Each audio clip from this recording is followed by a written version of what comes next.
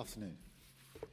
The first priority of this government, of any government, is the security and safety of the British people, to defend the national interest, particularly in these volatile times. That's why last week I announced the biggest sustained increase in defence spending since the Cold War.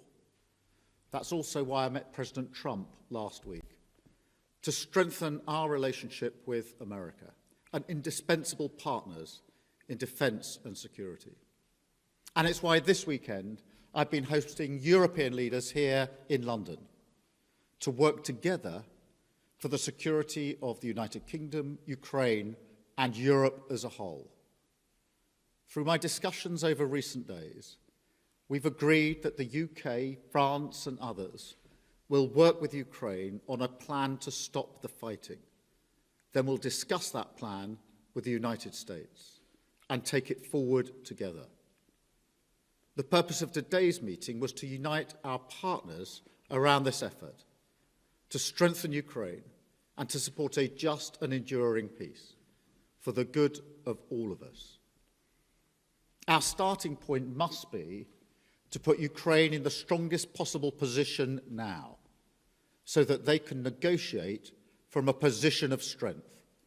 And we are doubling down in our support.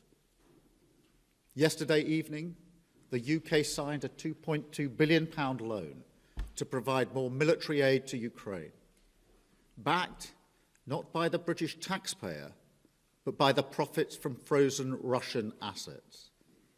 And today I'm announcing a new deal, which allows Ukraine to use £1.6 billion of UK export finance to buy more than 5,000 air defence missiles, which will be made in Belfast, creating jobs in our brilliant defence sector.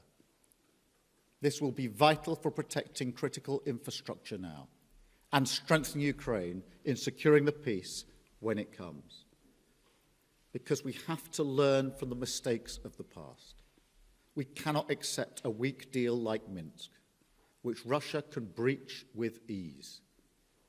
Instead, any deal must be backed by strength. Every nation must contribute to that in the best way that it can, bringing different capabilities and support to the table, but all taking responsibility to act, all stepping up their own share of the burden. So we agreed some important steps today. First, we will keep the military aid flowing and keep increasing the economic pressure on Russia to strengthen Ukraine now. Second, we agreed that any lasting peace must ensure Ukraine's sovereignty and security, and Ukraine must be at the table.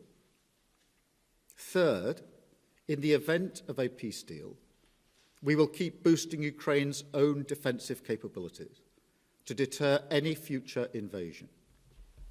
Fourth, we will go further to develop a coalition of the willing to defend a deal in Ukraine and to guarantee the peace. Not every nation will feel able to contribute, but that can't mean that we sit back. Instead, those willing will intensify planning now with real urgency. The UK is prepared to back this with boots on the ground and planes in the air. Together with others, Europe must do the heavy lifting. But to support peace in our continent and to succeed, this effort must have strong US backing. We're working with the US on this point after my meeting with President Trump last week. And let me be clear, we agree with the President on the urgent need for a durable peace. Now we need to deliver together. Finally, we agreed that leaders will meet again very soon to keep the pace behind these actions and to keep working towards this shared plan. We are at a crossroads in history today. This is not a moment for more talk. It's time to act, time to step up and lead, and to unite around a new plan for a just and enduring peace. Thank you. I will now take a number of questions, starting, I think, with you, Beth, at Sky. Thank you, Prime Minister. Watching President Trump berate a wartime president and defender of European freedom in the Oval Office said to many people what you've already said in a way, that everything has changed.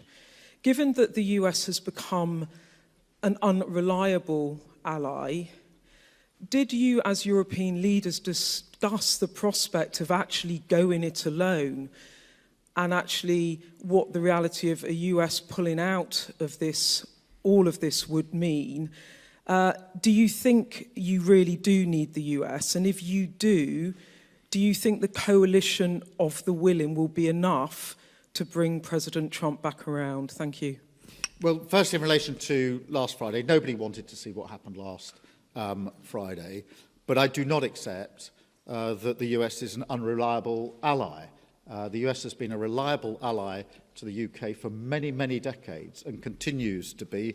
There are no two countries as closely aligned as our two countries, and our defence, our security and intelligence is intertwined in a way no two other countries are. So it's an important and reliable ally for us. The discussions we've had today, particularly the coalition of the willing, is on the basis that this is a plan that we will work with the US, and that it will have US backing. So that is the purpose of the plan, and that is why I spoke to President Trump last night before we developed the work on this plan. Thank you.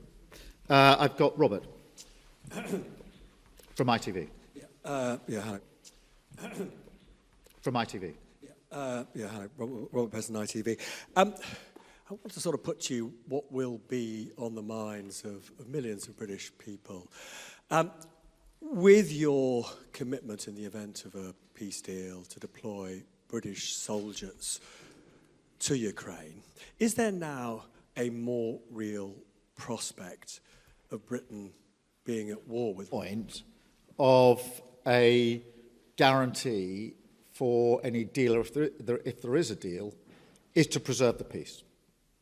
And if you want to preserve the peace, you have to be prepared to defend the peace. So the reason I've been forward-leaning on this is because I want to avoid conflict, because I do not want conflict in Ukraine, in Europe, and certainly not in the United Kingdom. I want stability in the United Kingdom. The way to ensure that stability is to ensure that we are able to defend a deal in Ukraine, because the one thing our history tells us is that if there is conflict in Europe, it will wash up on our shores.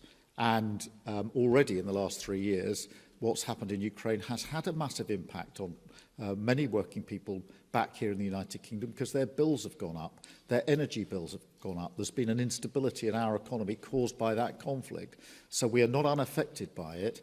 And of course, our own security and defence depends on the defence and security of Europe. So every step I am taking is in order to preserve peace, to avoid conflict, because the safety and security of the British people is my number one duty and responsibility, and I take it very seriously. Thank you. Chris, responsibility, and I take it very seriously. Thank you. Chris at the BBC.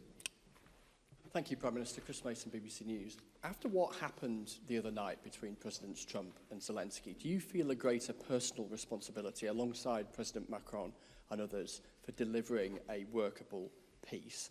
And on the coalition of the willing, as you've described it today, are you persuaded... On the question of responsibility, I do think the United Kingdom should step up and lead. We have done that historically as a nation, and we need to do it again. And that is why we're moving forward on this.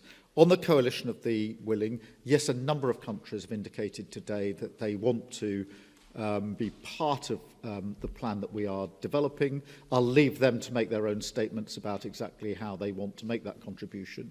But we've been able to move that forward. I accept without criticism and with respect the position of other countries that may not feel that they want to contribute in that way. But I strongly feel that unless some move forward, we will stay in the position we're in and not be able to move forward. And therefore, it is a deliberate plan to ensure that we get some momentum and pace here. And it is intended to preserve the peace, and it's intended to ensure that we stay in lockstep with the United States, which is my strongly held belief the best way to preserve security and defence in Europe and security and defence in the United Kingdom. Any sense of how many join the vote? Well, a number indicated today that they wanted to be part of the more forward-looking element.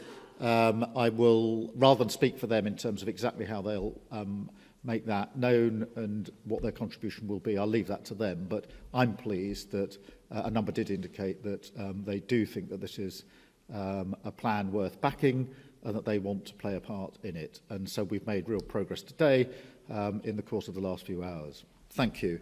Alex. Thank you, Prime Minister. Alex. Thank you, Prime Minister. Alex Wickham from Bloomberg. Bloomberg, I'm sorry. On your coalition of the willing, do you think it can be bolstered by countries that aren't just in Europe? Essentially, we've got Canada represented here today. Do you think you could get countries beyond Europe to join the coalition of the willing, essentially make it almost a transatlantic partnership?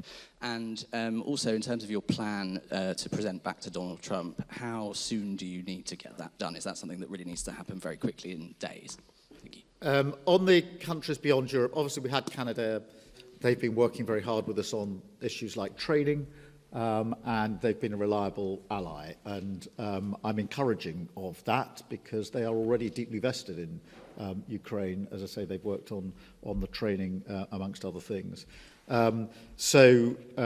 Yes, on the question of the US, look, I spoke to President Trump last night. I'm not going to go through the details of that conversation, but I would not be taking this step down this road if I didn't think that it was something that would yield a positive outcome in terms of ensuring that we move together, Ukraine, Europe, the UK and the US, together towards a lasting peace. And so that's the way I've approached this in the last few days. Hugo, from the I News. Thank you, Prime Minister. Hugo Jai from the iPaper. Obviously, the other party that would need to sign up to any future peace deal is Russia. President Trump has said he wants to talk to Russia. You're coming up with a peace deal without Russia's involvement. What makes you think that Russia can be persuaded to sign up to this deal that's been agreed by its enemies? Well, in the end, a deal will have to involve Russia. Of course it will. But we can't approach this on the basis that Russia dictates the terms of any security guarantee before we've even got to a deal. Otherwise, we won't make any progress at all. It is, for a deal to be done, but if a deal is done, it has to be a deal that is then defended, because what we've seen in the past is a cessation of the hostilities without any backup, and that was readily breached by Russia. And that is precisely the situation that I think we need to avoid this time around, which is why we're going down this road. Antonello, please, from La Repubblica. Thank you, Mr. Antonio Guerra from La Repubblica. The Italian Prime Minister, Giorgia Meloni, who you had a bilateral meeting earlier today, said that the West must not split on Ukraine. How can you try to convince Meloni and other European leaders that your plan and your coalition of the willing, is the right thing, and to persuade them to join? And do you fear that the West might split on this? Thank you. Well, firstly, I had a very good bilateral meeting with Georgia this morning. We had the first bilateral brunch, I think, in the history of British-Italian relations. So that was a first. We get on personally very well. And she's very clear, I don't want to speak for her, but I think her position is well known, that Europe and the US have to stand together, and that bond must always be strong. So there's a huge amount of common ground between the way I see this and the way Georgia sees this, particularly the view that it is important for the security and defence of Italy, of Europe and the United Kingdom, that we work, as we've always worked, closely aligned with the United States. Thank you all very much indeed. Thank you.